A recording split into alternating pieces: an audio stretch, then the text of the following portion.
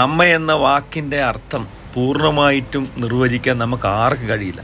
അത് മനുഷ്യരിലായിക്കോട്ടെ മൃഗങ്ങളിലായിക്കോട്ടെ. മനുഷ്യരിലാണെങ്കിലും മൃഗങ്ങളിലാണെങ്കിലും കണ്ണ് നിറയ്ക്കുന്ന ഒരുപാട് കാഴ്ചകൾ നമ്മൾ കണ്ടിട്ടുണ്ട്.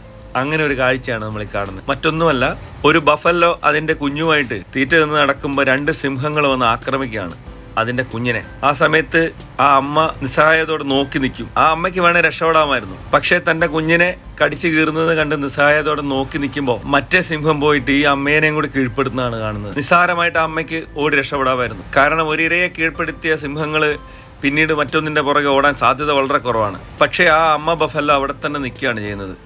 ആ സമയത്ത് ആ പെൺസിംഹം മെല്ലെ പോയിട്ട് അതിനെ കീഴടക്കം നമുക്ക് കാണാൻ പറ്റും. ആ അമ്മ ബഫല്ലോ ശരിക്കും കീഴടങ്ങി കൊടുക്കുന്ന പോലെയാണ് നമുക്കിതിൽ കാണാൻ പറ്റുന്നത്.